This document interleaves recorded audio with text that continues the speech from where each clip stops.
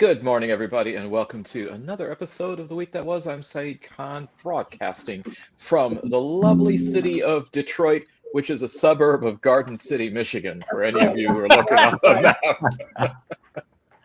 That was part of a former conversation that we had offline. We are joined with most of our OG staff here. We've got our veteran attorneys all represented: Steve Fishman, Joel Sklar, and Bill Seikaly. We have labor and community activist Barb Ingalls. Nancy Derringer, our veteran journalist, is out of town, but of course, as usual, we have our co-founder of Deadline Detroit, Allan Lengel. Well, it's like the news just updates itself to conform to our show. While last weekend it seemed as though the situation was dire as far as talks went between the Trump administration and Iran in Islamabad, Pakistan, today, it looks like there is a little bit more promise of not only continued dialogue, but even the prospect of President Trump traveling to Pakistan to be there this weekend over talks.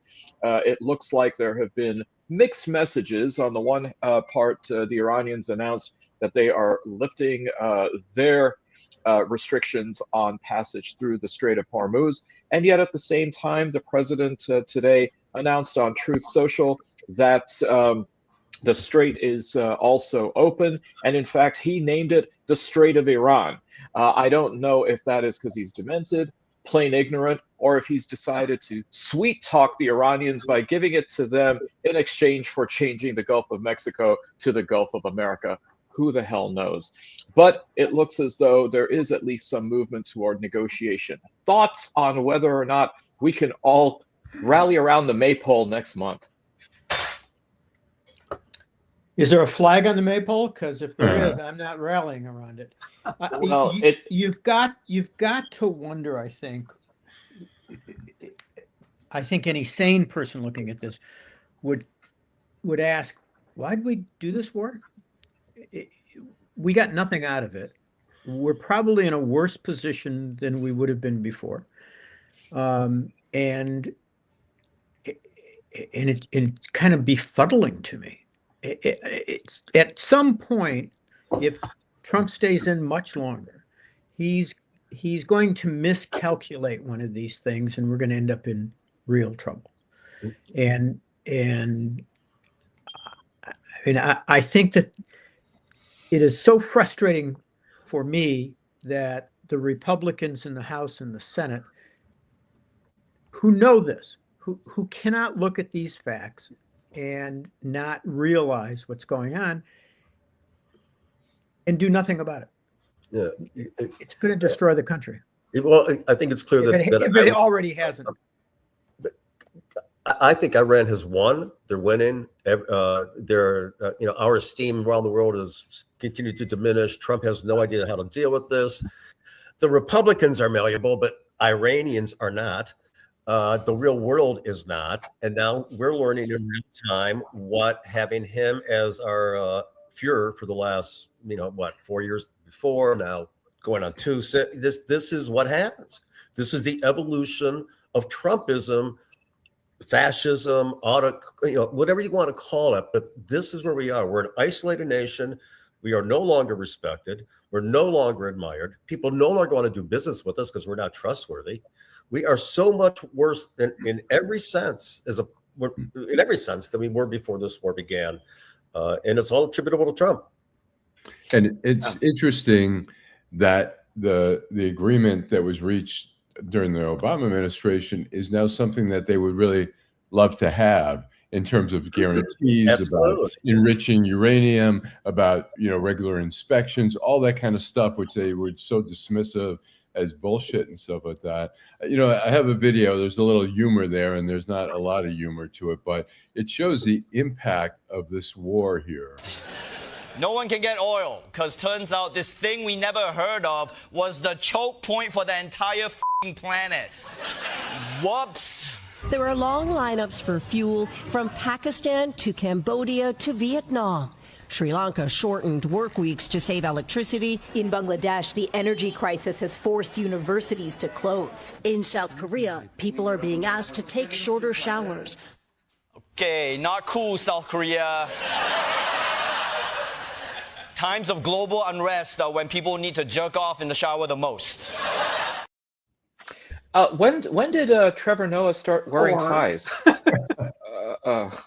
Anyway, it's been a while since I watched The Daily Show, obviously. Well, I mean, so let's talk about the actual talks last week in Islamabad. The Iranians show up with their foreign minister, the Speaker of Parliament, and an 80-person entourage with subject matter expertise. We had Jared Kushner, we had Steve Witkoff, and this one's for you, Bill. J.D. Vance got off the couch, bump, and made it over to Pakistan. And in the press conference that he had, he mentioned how he had been in contact with the president throughout the 21 hours. But I seem to recall the president sitting ringside at a UFC match in Miami. So go figure on that. But then the other takeaway that that also astounded me in the reports was that apparently Vance was on board with the direction of the negotiations. They were going well until Kushner and Witkoff left the room to talk to Netanyahu. And when they came back, the entire vibe changed and the U.S. team shut down. There was also the report that Netanyahu apparently said, well, J.D. Vance checks in with me every day. And then they had to backpedal and say, oh, we communicate every day. But this whole impression then of Netanyahu still calling the shots, clearly the ceasefire between Israel and Lebanon right now, fingers crossed, was one of the reasons why Iran felt a little bit more willing to keep the negotiations going. How complex is this? Well, I mean, it depends on what you mean by complex. I mean, I think that it's been very clear that this has been the Israeli war that Trump got pulled into, and probably willingly to provide Netanyahu with some cover. And, you know, had it gone on much longer, he would have done in Lebanon exactly what he did in Gaza. And I think that was his goal. I think that was Netanyahu's objective. And it's outrageous. I mean, I cannot believe that history will look on this era with Israel and Netanyahu and how Trump supported it in a very favorable light. It's as bad as anything that I can imagine since World War II. I mean, have we seen, excuse me, a situation where a small state has wielded that kind of influence on a superpower? I mean, even during World War I, Serbia's situation with the Austro-Hungarian Empire brings Russia into the war. But it wasn't as though Serbia told Russia or coaxed it into that war. This seems like we're on uncharted territory. Well, it seems like it's been driven by a religious fervor for the end of days by Hegseth, if you listen to him. And if you look if you want to look at the imagery that Trump is showing, the end of times is now his new game. It's insane what we see. But there is a religious fervor of the right-wing evangelical, aspect of the party that's running the fucking show with Hegseth, and Trump's a moron. There's some transactional issue. I don't know what's going on in his head, but that's what's happening. Funny you should mention that. Allan has a video. Yesterday, Secretary Hegseth read a prayer at the Pentagon worship service, and that he said was recounted to him by some service members. And people quickly noticed that there was something fishy about this prayer. See if you can spot it. They call it Caesar 25:17, which I think is meant to reflect Ezekiel 25:17. The path of the downed aviator is beset on all sides by the iniquities of the selfish and the tyranny of evil men. Now, if that doesn't sound like it's from the Bible, that's because it's not. Want to know what it's from? Well, here's a hint. The path of the righteous man is beset on all sides by the iniquities of the selfish and the tyranny of evil men. Wow!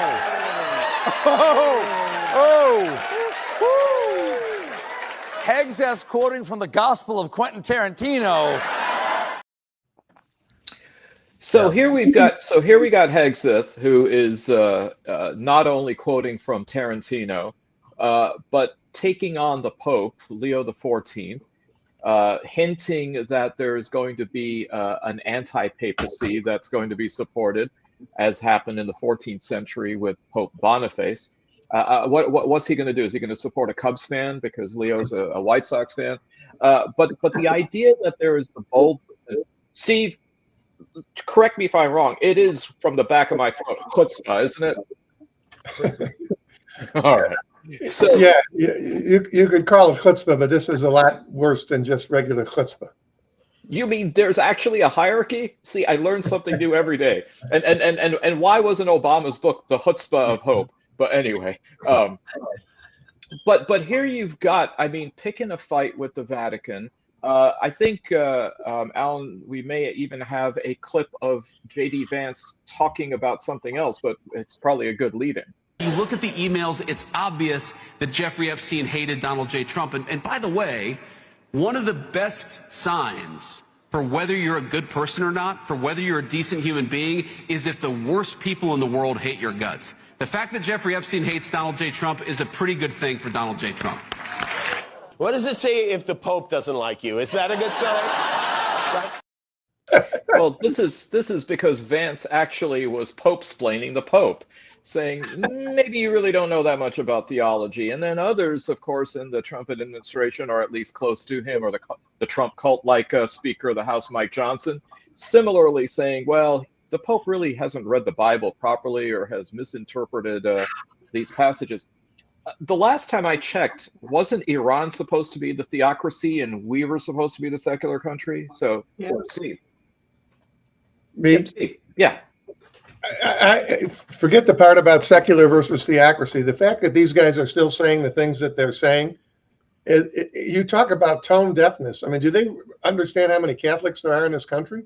Do they understand how many people look to the Pope as this beacon of righteousness? And now you're going to start talking about him like he's some, like he's some political hack, right? That you can talk about that's running for the Senate in Nevada or something like that. And I just wonder. Hegseth, I think, is insane. That part I'm pretty convinced of. And the Samuel Jackson quotes, MSNBC had the whole thing on yesterday late afternoon when I got home from work, and it was literally hysterical to listen to balance them together. But this business with picking fights with the things that the people they're picking fights with, are they paying any attention to the fact that there's an election in November? Have they even paid any attention to the elections that have gone on in the last 12 months, let's say? That to me is the real issue. It's not why do they do it. It's they're knuckleheads. That's why they do it. Goes to Bill's issue, that we're never going to see those midterms. I mean which God only knows those are going to be rigged. I mean that may happen. I mean anything is possible in Trump world, and that may happen. And I think Bill may be. And I would say the Pope, it's not just Catholics. I mean, there's a lot of, Jews and Muslims, whatever, who look to the Pope as a world leader, as a voice to be reckoned with, to be, I mean, it's just amazing to see that we've got this cult figure who can mock Jesus, who can, attack the Pope.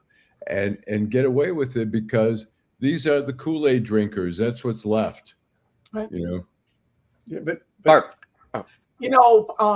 J.D. Vance has been a Catholic for 7 whole years. Right. So, the idea of him telling the Pope how to be a Catholic, which, evangelicals do not consider Catholics to be Christians because they don't. Oh my God, my computer froze again. They don't. A Catholic doesn't read. We don't necessarily read the Bible. You read the Catechism, which is the Bible explained. And so there are people that will tell you that isn't it at all.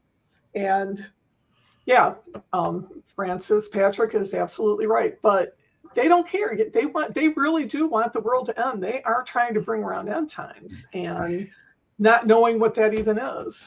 Well, one of the Pope-splainings was about the whole disagreement about just war theory that they claim Leo got wrong. Well, who came up with Christian just war theory? You got it, Saint Augustine, coinciding with Pope Leo's visit to Algeria and Augustine's tomb. Look, I mean, it's taken me 500 years to get over the Inquisition, but I don't harbor any ill will to the current Vatican. I mean, I think the last couple of popes have been pretty good, and I think you're right, Alan. The idea that the Pope is probably kind of an interesting figure because, yes, he's a theologian. He is, of course, a political figure. I mean, the Vatican is, despite its size, a sovereign state, part of the European Union. But of course, the 1.2 billion Catholics around the world don't lean into the political element of the Pope's authority. They do as a source of inspiration, spirituality, and if I understand, Barb, correct me if I'm wrong, I mean, the Pope is still presumptively infallible, although maybe not seen that way by most. So, okay, Steve.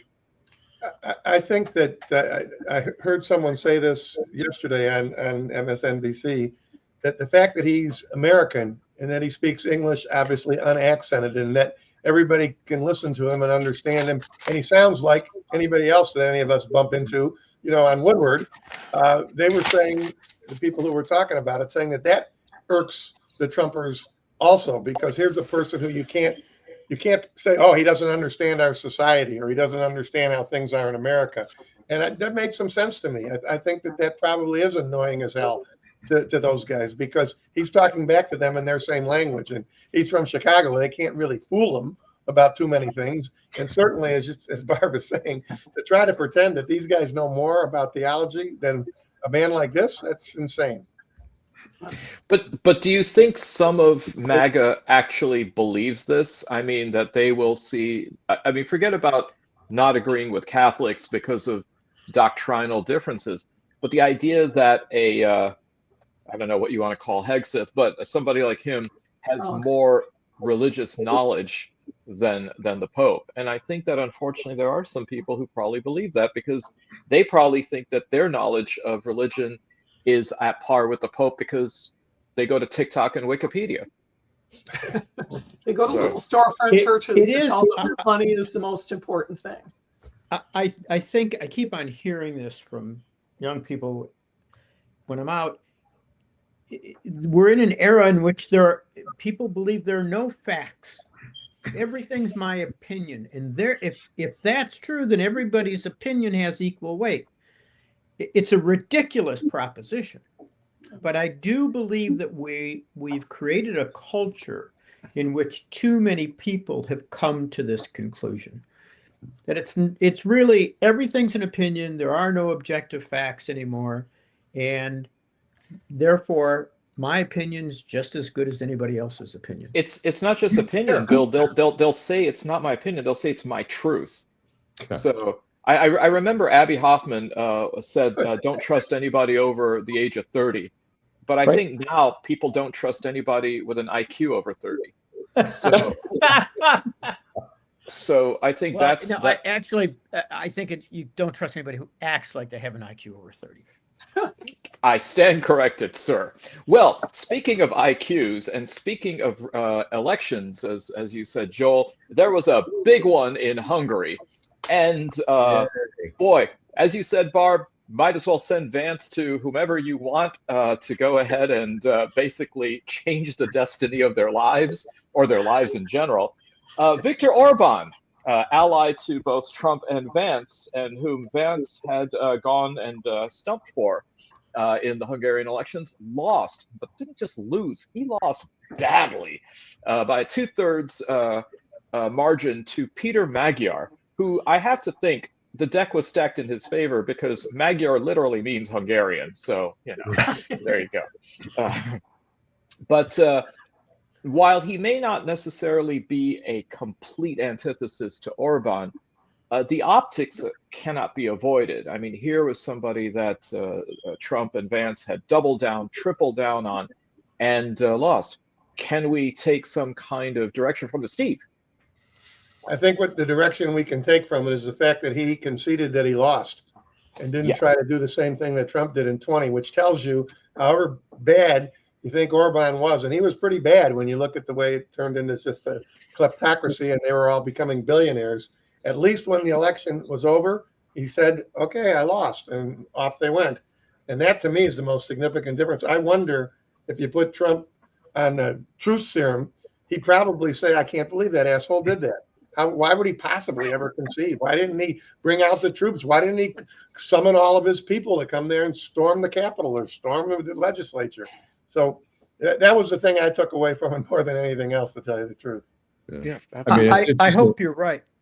I hope you're right, Steve. My concern is that it took a 75 to 25% differential for that to happen. I think if it would have been anywhere near close, within 10 points, he may well have called out the troops. But this was such a devastating defeat. Whether it's a sign of the beginning of the end of this extreme right-wing nationalist movement that's kind of gone like a wildfire throughout the world, I don't know. I can hope. But as I've said on this show a number of times, every time somebody starts talking about this is the beginning of the end for Trump, my eyes roll up in the back of my head. He doesn't seem to be going anywhere. I mean, you know, when Steve's talking about that, I mean, it just reminds you of here's a fascist leader who concedes without trying to, you know, foment revolt and all that kind of stuff. And here it is, we're looking back at 2020, and they're still trying to clean it up by dismissing the Proud Boys and stuff like that. And it's a stain on not our democracy and our history. And we look back, and it's still so mind-boggling that we had this collective group of people trying to really overthrow the government. And here it is. There's a democracy where, I mean, our democracy is being held, it's dissolving, and we can really not hold it out as an example for the world anymore. Yeah, I don't think people are exactly looking to sign up for lessons of democracy from the United States. But elections this November are going to be made even more consequential, arguably, when it comes to the number of Congresspeople who are quitting because of scandals that they have faced, including Eric Swalwell, not only quitting the House, but also suspending his campaign to become the governor of California. We have Gonzalez on the Republican side, so sort of taking one out on each side, who was the Texas congressman who allegedly had an affair with a staffer. She ended up killing herself.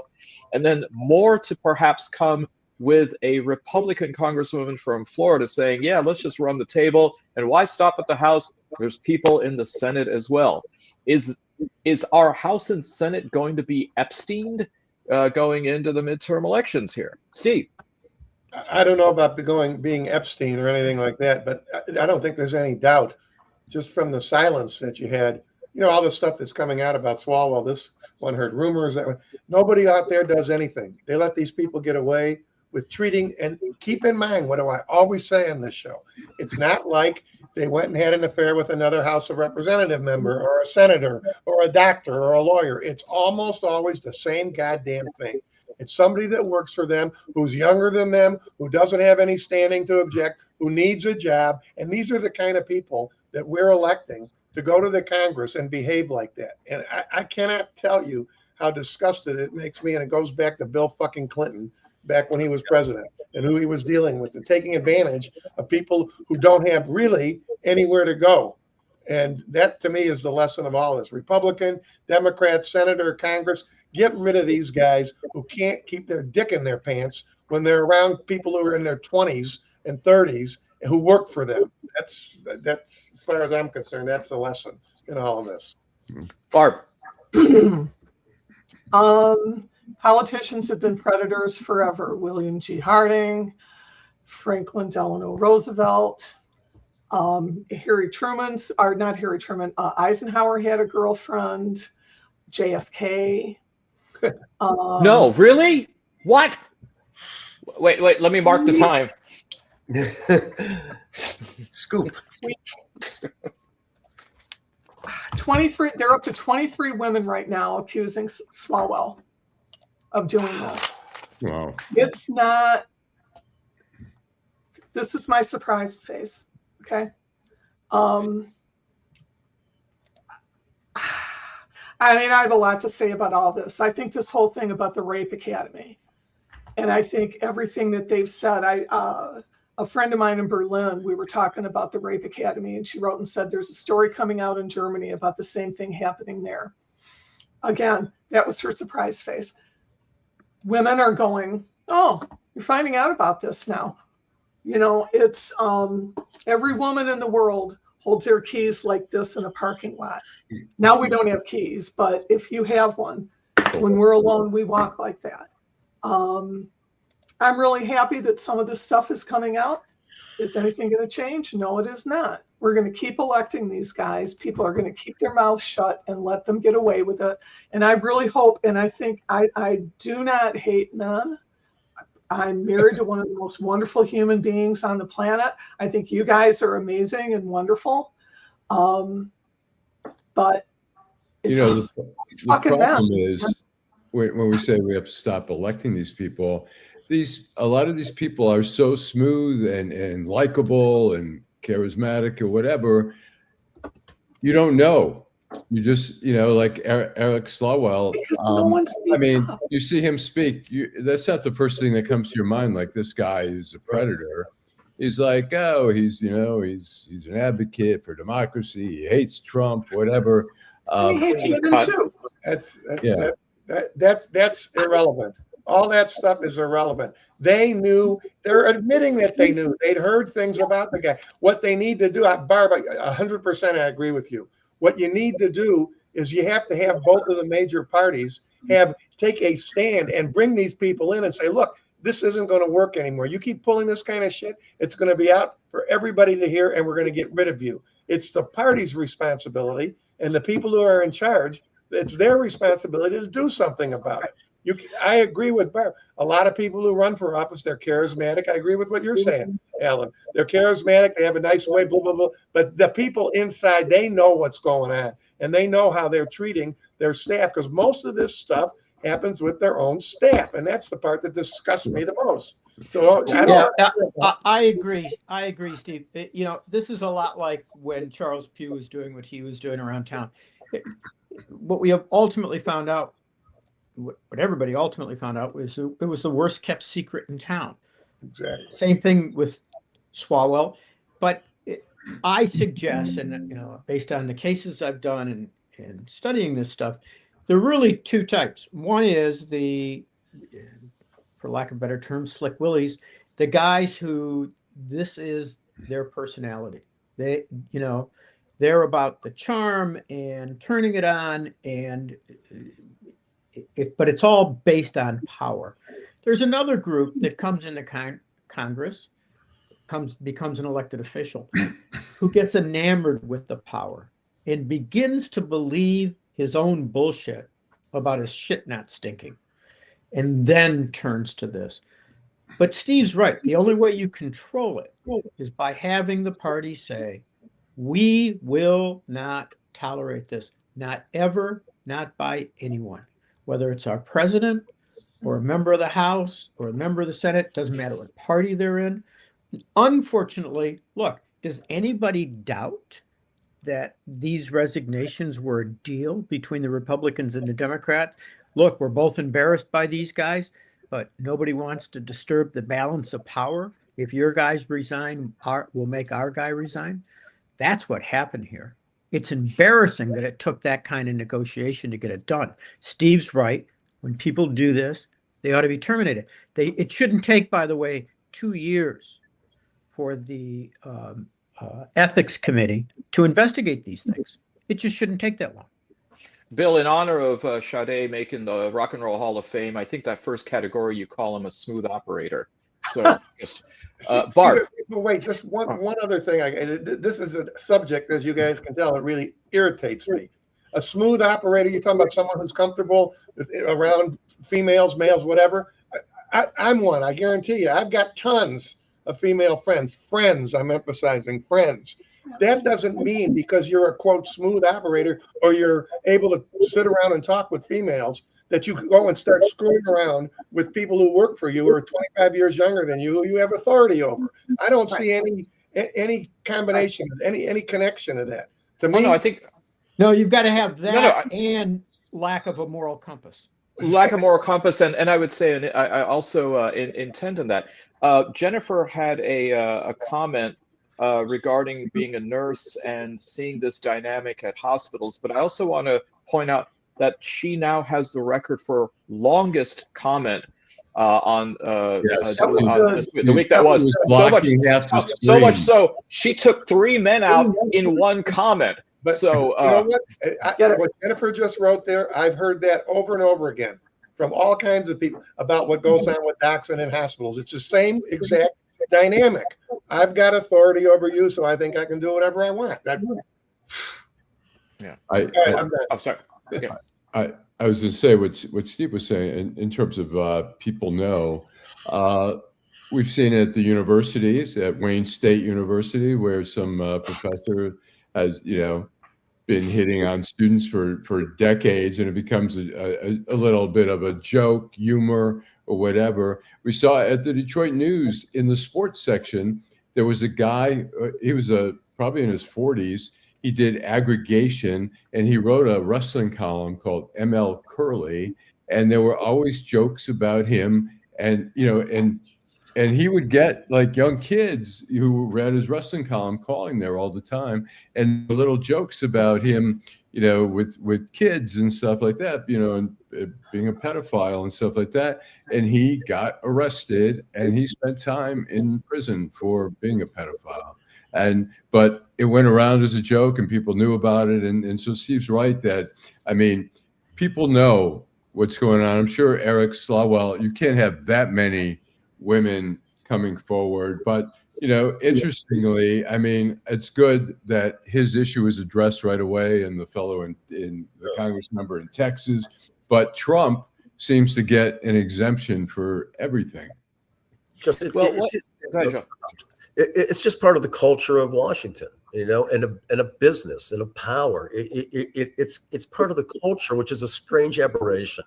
Why having to be engaged in predation and take advantage of somebody who is clearly weaker than you? I don't quite understand why that aspect exists, other than for the power of it. Stalwell, didn't need, from what I can see, to be using power to get a date or to get laid, whatever it may be. But he used it because he could. It was convenient, and he was, again, he had the power to do it. It's part of the culture, and it's a bad part of our culture, but it's part of our culture. I have a question for you, Joel, as a psychologist. I'm curious. You have people like Cosby and some of these other people who don't really have to. They could get women to sleep with without any real problem. Why the date rape drug? What it's a personality disorder. It's a pathology. There's nothing. There's nothing. It's a pathology. It's a sickness, and it's a sickness that you don't see, right? It's a silent sickness. No, you can't see it, but it's so prevalent, as we know, and it does infect the body politic, obviously, and it affects in some way all of us. But it's just a pathology, and that's why the world, if you look at us as an organism, we have our own fucking pathologies, and they're cancers, quite frankly, that are glaring right now. But just to bring it to a microcosm, it's pathology. It always is. Barb. Oh.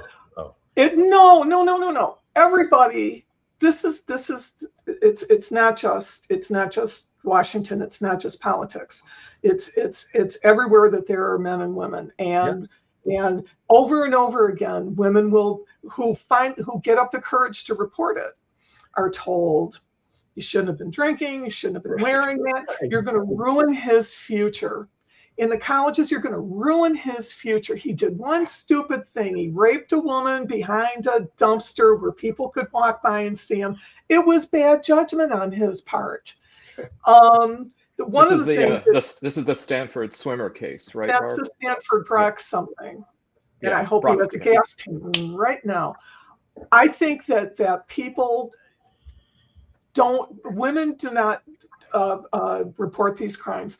I read a statistic that out of 1,000 rape accusations, 11 of them are prosecuted. I'm surprised it's that high. I think that's probably a statistic from a whole bunch of things. It is that high. And I mean, and no one wants to do it because we see what happens. Today, I saw a group of women who have been raped that never said a thing, and they were Eric Swalwell and all these other people, and they're naming them. They're naming their rapists. Good.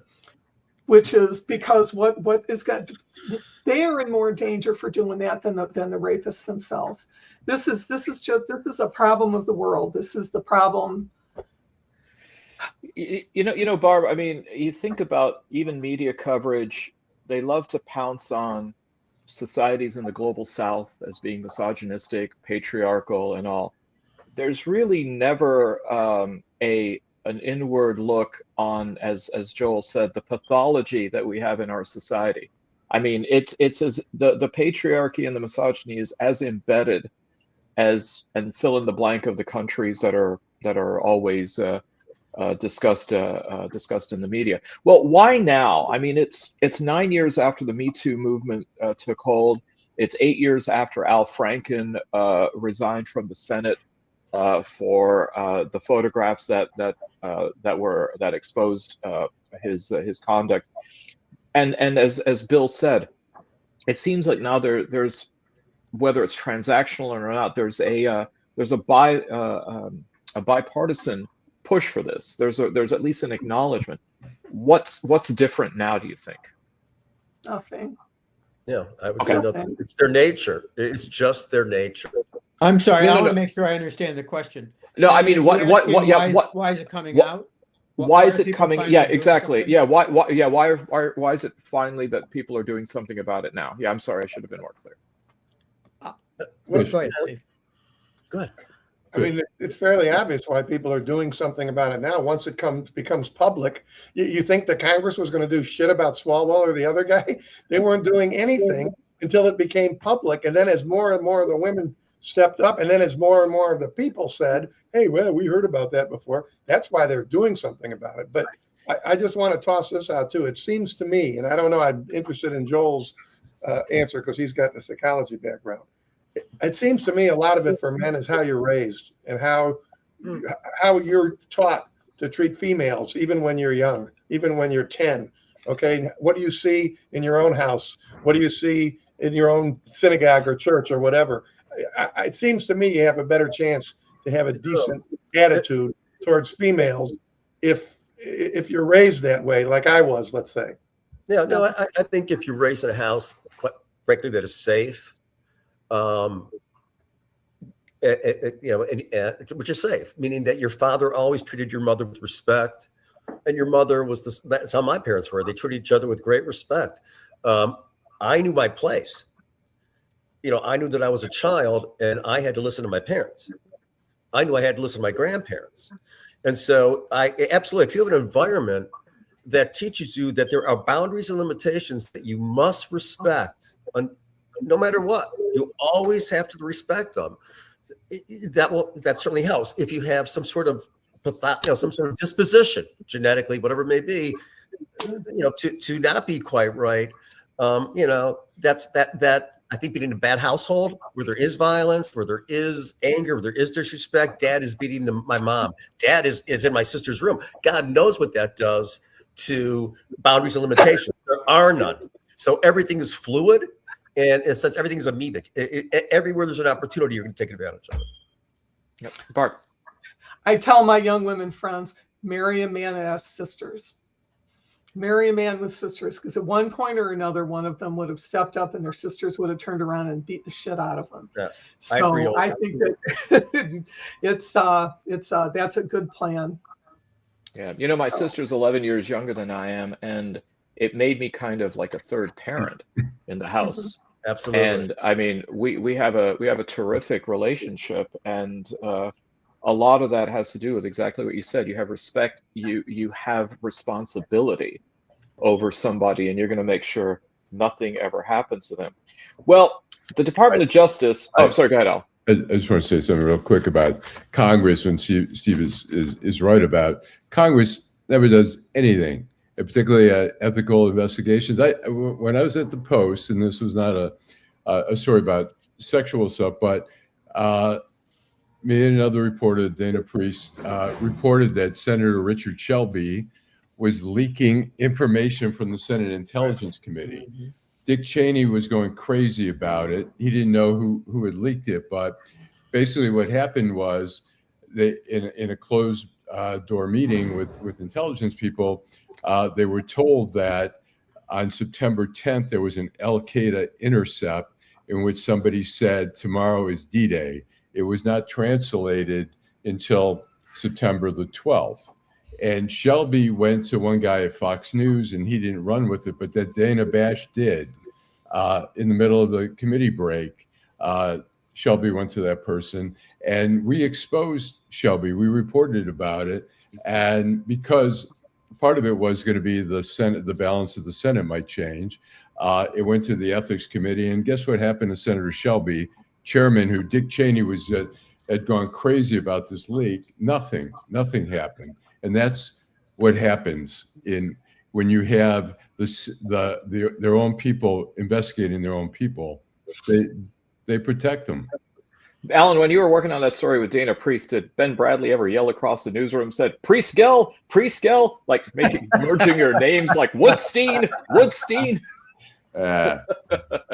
Actually, Len Downey was the editor at the time, but. Oh, okay.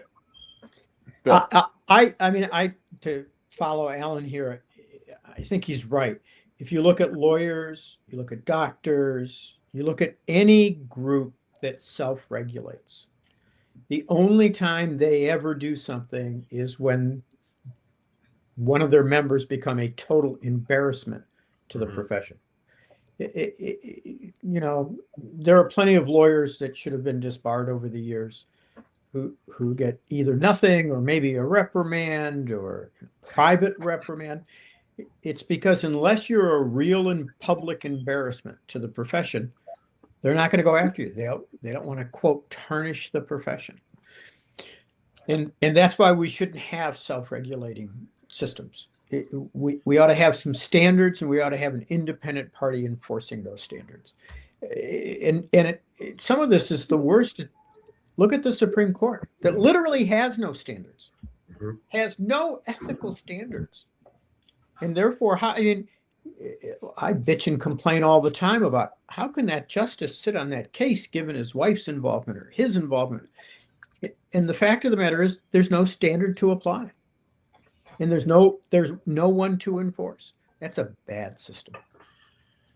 Well, we have a case here in the Metro Detroit area where the Department of Justice has fired two Detroit-based federal prosecutors over their prosecution of people protesting at an abortion clinic. Sunita Dodamani and Francis Carlson both have been terminated of their position, which has to be seen as a targeted firing, I'd imagine.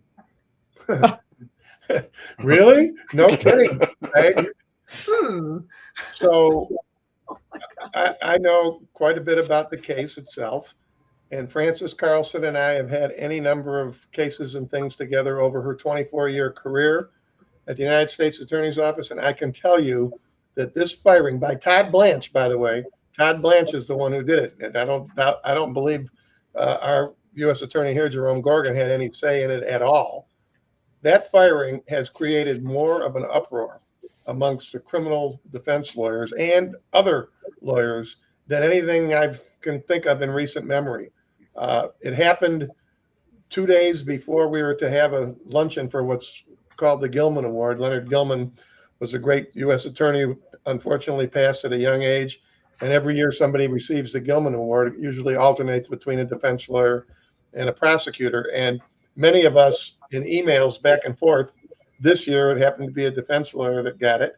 We've already, I don't know if everybody's going to decide this, Francis is going to get this award next year. The notion that you can be fired, you're working at the United States Attorney's Office. Cases are assigned to you. Obviously, if it's your cousin or your dad that's involved in it, you can't prosecute it. But nobody has the option of saying, I'm not prosecuting this because the guy's left-handed and I hate or I love left-handed people or something like that. Francis and the other lady who I don't know got assigned the case. They prosecuted the case. The people were convicted. And, then when Trump and them got back in, they pardoned everybody. But pardoning the defendants because of what you believe about the whole notion of abortion and firing the lawyers from the U.S. Attorney's Office who were required to prosecute the case, that's something as different as two left shoes. I mean, it's just crazy. Are judges commenting? Have you heard any judges say anything to you, Steve, about what's happening? Are they commenting? Have you had any They're not commenting publicly, but every single judge that I'm friends with, which is a lot of them, every single one agrees with what I just said and what all of the Gilman Award winners intend to do. And they all think it's disgusting because they know Francis and they know the other lady too, but they really know Francis. And she's a wonderful person and an excellent prosecutor. She never was overboard on anything. And of course the judges, they're totally upset. Good. Okay. Well, some good news I think that everyone could probably agree on, and that is that Artemis II made its way successfully and safely back to Earth after its moon mission, sending human beings farther from Earth than any other mission before, going to the other side of the moon, what is sometimes known as the dark side of the moon, but there is no dark side. In fact, it's all dark, according to Pink Floyd. So there was some very good coverage of the entire mission. There was some very good coverage a week ago, Friday, on the actual splashdown. And it seemed, at least for one moment, that there was that old sense of inspiration and wondrous awe of what in the old days space program and space missions used to provide. So thoughts on Artemis II and where do we go from here? Didn't they seem to be a particularly joyful crew? I mean, I really liked them. They were having a good time up there. They were smart, but they were joking around. I thought it was fun to watch them go for that, and I'm glad they're back safely. Great chemistry, Barb, and probably some of it had to do with the fact that the capsule was twice as big as any other capsule has been, and so there was a little bit more room. And of course, once they got the toilet fixed, I'm sure everybody was what's the word, relieved. Allan, I would think they picked a group of people who had good personalities, who were tolerant, who weren't overly sensitive, to live in that small little space. And so it seemed to be a really collectively a good group of folks and made people feel good for the moment when the world is so fucked up. It was a little bit of goodness. You couldn't be more correct about that, Allan. Apparently NASA said that that's the reason that they sent the Canadian up, because he was the emotional service astronaut for the rest of them. So there's something good about having one of our neighbors to the north, or here in Detroit to the south, getting up there. But no, I think the other thing that was amazing about it is that it wasn't necessarily relying on people like Elon Musk and all these private space ventures of vanity. It was good old-fashioned international technology, and something that people forget, that to track the mission, you have to coordinate with so many other countries. This idea that we can somehow or the other do it just by ourselves isn't really the case. Steve, it looks like Detroit's getting a WNBA. Oh, sorry, go ahead.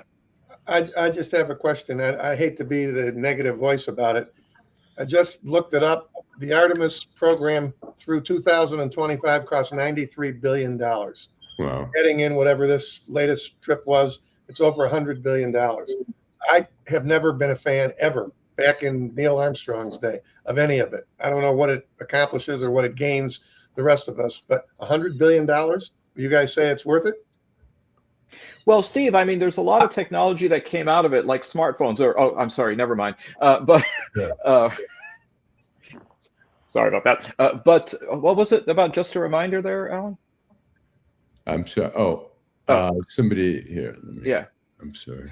I think that there's a lot of, from what I understand, Steve, a lot of technology that comes out of the the space program that then made it down to civilian use, including GPS, including even application to personal computers and other kind of technology. So I don't know how you amortize the hundreds of billions of dollars, but maybe that remains to be seen. Bill.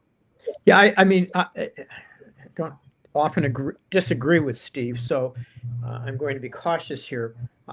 I do think that there have been some technological advances, but I think that there are a number of other things that justify it, including, as we've been talking about, bringing the country together. But to put it in perspective, we're talking about what, 12 years, $100 million. They want $200 billion. Yeah, $200 billion for 1 year for the defense budget. 1.5 trillion, isn't it, Bill? Ultimately, they want an increase of $200 billion for 1 year. So you know, I think that there's a lot of places. I mean, I really agree with Steve that we've got to consider where we're putting our money.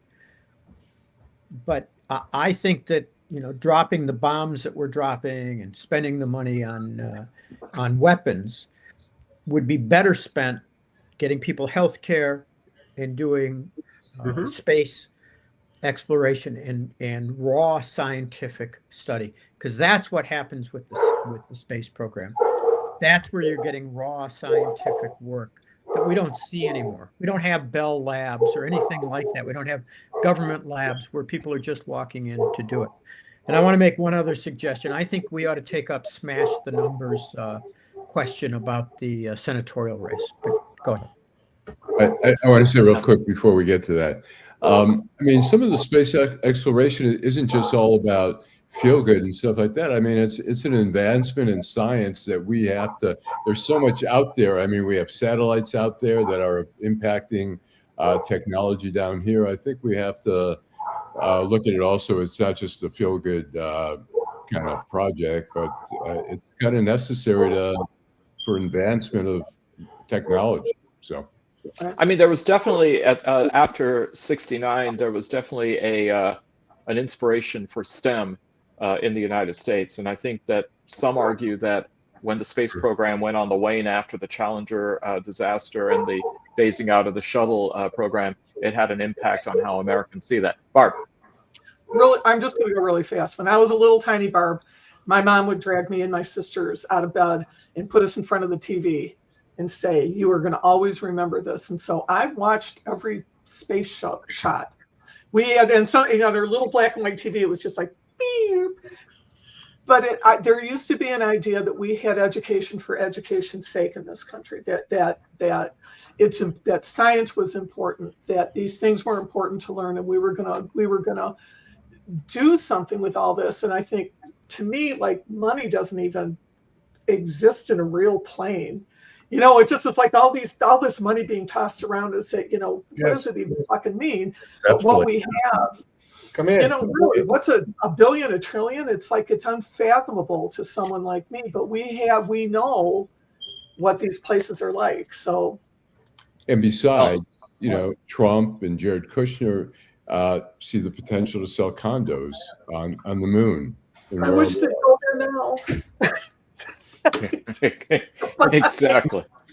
Okay, so the question about the Michigan Senate race, it looks like right now, from the last polling I saw, Haley Stevens is actually in third place with I think Abdullah Sayed 13% for 13%. 24 for both Haley and El Sayed. You mean McMorrow and I'm sorry, what did I say? Stevens twice, yeah. So, Allan, you know, and whether it's right or wrong, I mean, the Stevens camp has pushed back and said, you know, they're pushing back on the methodology of the poll and all that kind of stuff, whether it's right or wrong. The one thing that did bother me about the poll was that they also had the governor's race in there when they were talking about both Democrats and Republicans, but they didn't have Mike Duggan in there at all. And I reached out to the people in the poll, and I said, why is not Duggan a factor here? Which I think he's a major factor, at least at this point, in one way or another, and they didn't respond. And it kind of bothered that. I was going to write about the governor's race about that as well, but I didn't because I think it's so flawed not to include Duggan, because Duggan's going to take votes from Republicans and Democrats. So. All right. Steve, what do you think about Detroit getting a WNBA team in 2029? What do I think about it? I think it's great. I mean, what is there to think about it? People like basketball. WNBA basketball is fantastic basketball. And I will say this to anybody that's watching, who really enjoys watching basketball. When you watch the WNBA, you're seeing basketball as it was 50 years ago. Why? Because no one's dunking on everybody's head. You watch an ESPN highlight show, all you see is guys shooting threes and people dunking. You watch a WNBA game, it looks like the old style of basketball. And I think everybody's really going to enjoy it. We used to have a team, didn't we, in the WNBA? Yep. Yeah. Yeah. Okay. That's what Out at the Cal. It wasn't Bill Lambier was the coach, I think. Bill Lambier was the coach. That's right. Was it the Detroit Shock? Yes. The talent level is ridiculous, by the way. I mean, people will see that when you go. The talent level is unbelievable. Other than dunking and not maybe being as fast or jumping as high, it looks like the regular men's pro game. It was more passing. Oh, they pass the ball to the pros too, though. Yeah, good teams, I think. I still remember actually getting to see Pistol Pete Maravich play for the New Orleans Jazz. What a player! Two things. We had one more. Never been anybody like him. Yeah, just amazing. We have we have one more video, but I like to play just a few minutes because Nancy's not here. Who ate all the gabagool? No more gabagool for you. The doctor said it's bad for you. I don't give a. Wanna get some more gabagool? What am I, your servant? You know what? I don't need this. You want some gabagool? Why don't you get it from one of your little Russian who? Tell you what, why don't you stop breaking my ball? Let's talk about your anger towards your mother. Anger? Anger? Anger what? Well, you're clearly angry at her. Yeah, no shin genius insight you got. Who are you, from Ray Charles? Let me tell you something. Isn't Angkor Wat like a temple in Cambodia? And here's one other video we did. Bartiromo asked the president about oil and gas prices, and just take a look at her reaction after he answered. So do you believe the price of oil and gas will be lower before the midterm elections?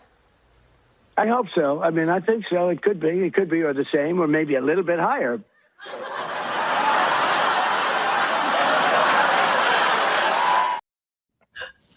Oh my goodness. Well, I thought that also the Iron Sheik kept yelling death to America, and we didn't take him out. So I don't know. I think we're too selective with our outrage. All right, Allan, let's go to our last segment. Downtown Detroit, Robert Wells, Schmuck of the Week. Okay, Joel, because you're representing Catholic Central, I am. Why don't you go first? I am. I'm going to go with Pete Hegseth again. I hate him. It's just his incompetence and his smugness and his stupidity is just, it's odious in every sense. He is so inept for this position, and we're in such a bad position because he's just a yes man. And in war, I think having a yes man is the worst thing you could possibly have. And I'm not sure who in Trump world will tell him the truth about what's happening because, I assume he knows, but I don't know if he knows anything. I think Hegseth's an idiot. I can't stand this presentation. It makes me sick. So he's my schmuck of the week. All right, that's a good one. Fish. I have to say, mine is the same, maybe for a slightly different reason, although I agree with every single thing that Joel just said about him. But that business, when I was watching MSNBC and they had Samuel Jackson giving this example, I've never seen anything like that in my entire life. And to me, he's up there pretending this is really a prayer. And it's Ezekiel. From the book of Ezekiel. There's nobody else that can be the schmuck of the week after that, as far as I'm concerned. Pete Hegseth, that might be the schmuck of life. Yeah, he's an idiot. God, I hate him. The schmuck of life. Barb, correct me if I'm wrong. Wasn't that the song that Ricky Martin sang at the World Cup final? The schmuck of life? That was it. Anyway, who's your schmuck, Barb? I'm rolling on a theme here today. The New York Times, with its ongoing practice of minimizing women and feminism and hardworking women and credible women, and giving a huge full tongue kiss to Lauren Sanchez Bezos in one of the most that was crazy. It was so tone deaf. She bragged about how she got an idea to wear a white lace bra to the inauguration. She talked about her and her husband's practice of every day getting up and having 10 gratitudes that they have for their life. And then they meditate. And then and her plastic surgery is beautiful. And her clothing is gorgeous. And it's like, every time I think of that paper and I try to read it, I get so angry. But that took the cake for me. I had to go take a walk after I read that. The only thing missing from that, Barb, was them sitting there cross-legged doing Amazon Prime as a mantra. Amazon Prime. There you go.